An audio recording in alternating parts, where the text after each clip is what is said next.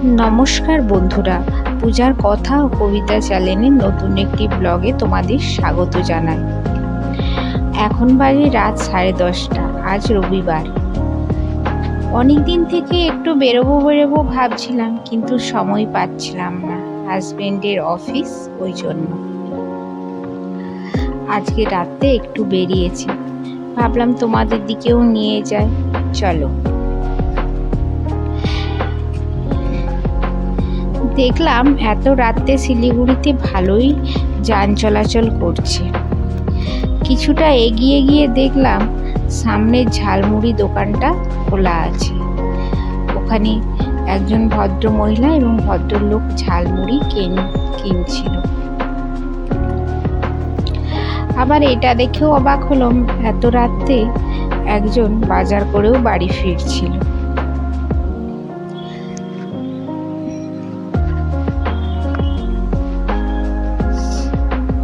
টোটো, auto সব কিছু রাস্তায় ছিল, ফাঁকা রাস্তা একদম থাকেনি। 10:30টা বেশি হয়ে গেছে, তবুও রাস্তাঘাটে যান চলাচল ভালোই ছিল। আমরা একটু এগিয়ে গিয়ে পাশের গলি দিয়ে একটু টান মোড় নিয়ে আরেকটা গলিতে চলে গেলাম। এই গলিতে প্রবেশ করে প্রথমে দেখলাম একটা স্টেশনারি দোকান খোলা ছিল।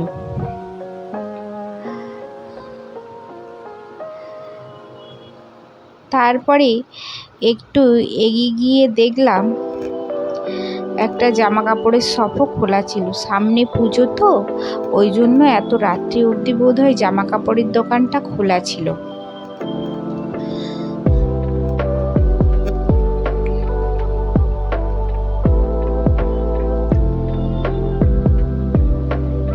চোখে পড়লো একটা পাঞ্জাবি হাউস।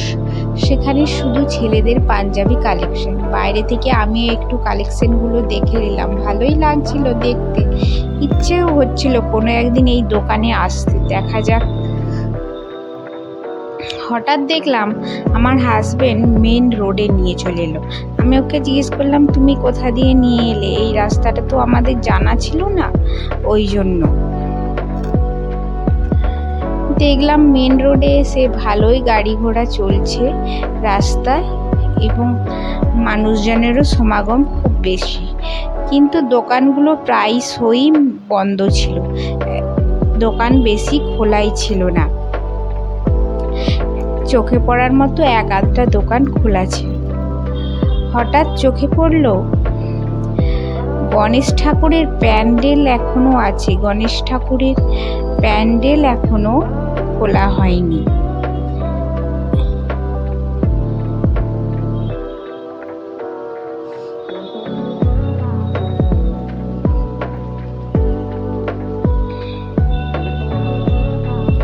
তারপরে হাজবেন্ড আমাকে জিজ্ঞেস করছিল, কিছু কি খাবে? বিভিন্ন খাওয়ার অফার করছিল, কিন্তু আমি তো ভাবছিলাম রাতে গিয়ে ডিনার করতে হবে, ওই জন্য। ও বলছিল বিভিন্ন খাবারের কথা, কিন্তু আমি কিছুই খাওয়ার কথা বারণ করে দিলাম। শেষমেশ ও বলল একটা এগরোল খেয়ে বাড়ি যাব। তো এগরোল খাওয়ার জন্য আমরা একটু এগিয়ে যাচ্ছিলাম ভালো একটা রেস্টুরেন্ট দেখার জন্য। কিন্তু দেখলাম এখানে মেন রোডে বেশিরভাগ দোকানই বন্ধ।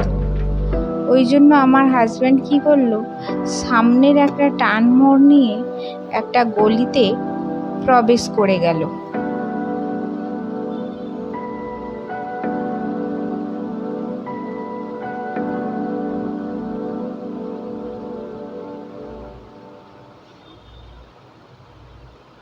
গলিতে প্রবেশ করে দেখছিলাম কোথায় একটা ভালো রেস্টুরেন্ট পাওয়া যায়, কিন্তু দেখলাম এখানেও প্রায় দোকান বন্ধ, একটা দোকানও খোলা নেই।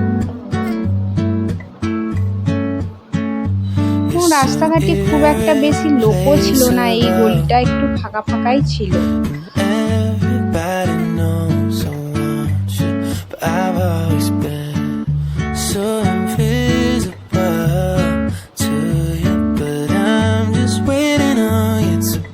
সামনে গিয়ে দেখলাম একটা আইস দোকান খোলা আছে।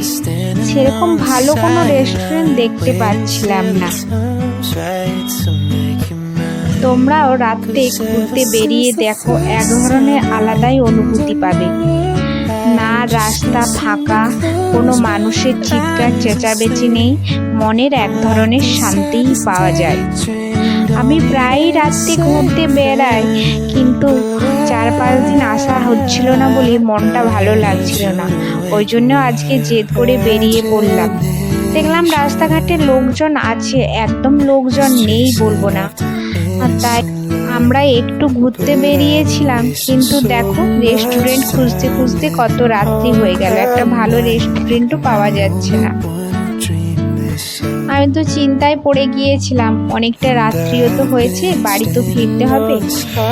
তো সামনের গলি দিয়ে আমার হাজবেন্ড এগিয়ে গেল।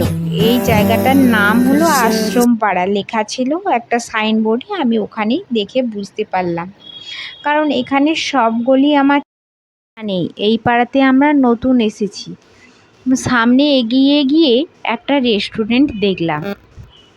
রেস্টুরেন্টটার নাম হলো এসো খাই চেটে পুটে।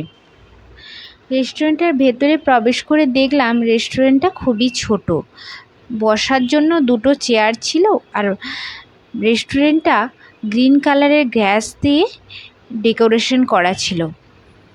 একটা সাইনবোর্ডে বিভিন্ন খাবারের নাম লেখা ছিল এবং তার পাশে প্রাইস লেখা ছিল। আমরা 2টো এগ রোলের অর্ডার দিয়েছিলাম, একটু ওয়েট করতে হচ্ছিল। অনেক তো রাত্রি হলো, আমরা এগ রোল খেয়ে বাড়ি ফিরি, আর আজকের ব্লগটা এখানেই শেষ করি। দেখা হবে কোনো একদিন আরেকটা ব্লগে। তোমরা ভালো থেকো, সুস্থ থেকো।